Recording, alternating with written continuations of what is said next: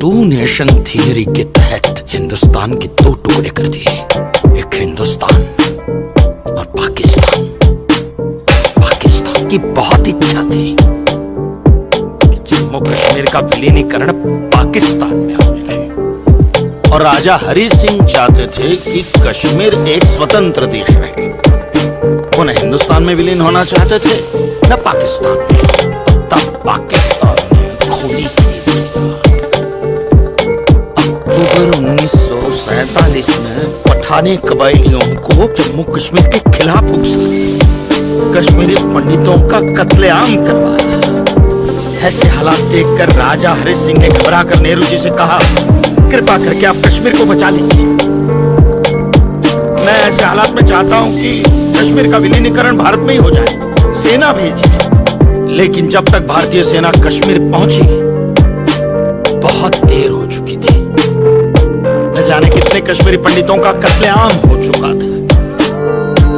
कश्मीर का 1/3 हिस्सा पठानी कबायलियों ने अपने कब्जे में कर लिया था। लेकिन अपनी इस नीच हरकत के बाद भी पाकिस्तान बाज नहीं आया। पठानी कबायलियों और भारतीय सेना के बीच युद्ध जारी रखा पाकिस्तान ने।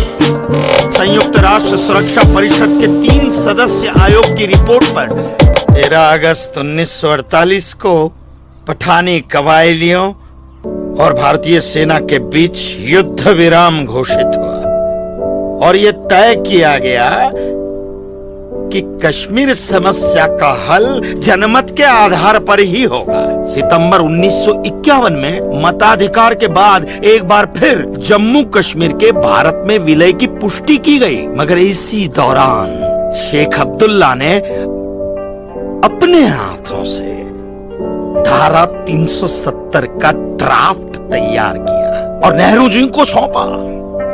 सरदार पटेल और आम्बेडकर साहब की मर्जी के खिलाफ 1952 में नेहरू जी ने इसे लागू भी कर दिया।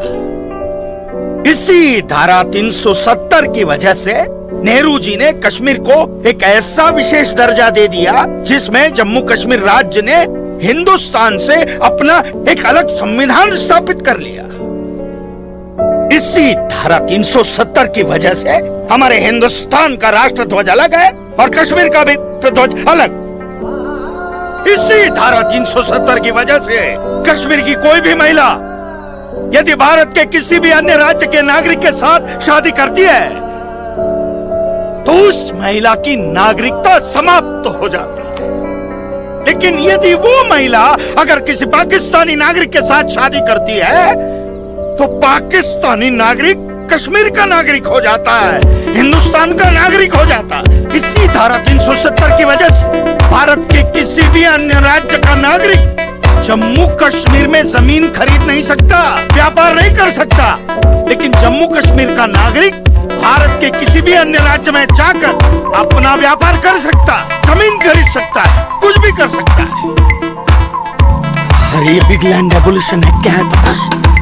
यदि जम्मू कश्मीर का कोई भी मुसलमान जमीन ठेके पर लेकर खेती करता है तो कश्मीर की सरकार उस हिंदू को बिना मुआवजा दिए वो जमीन जबरन उस मुसलमान को दे सकती है। ये है बिग लैंड एबोलिशन एक्ट, ये है धारा 370 से, और इसी का नतीजा है ये गिरधारी जी का फैसला।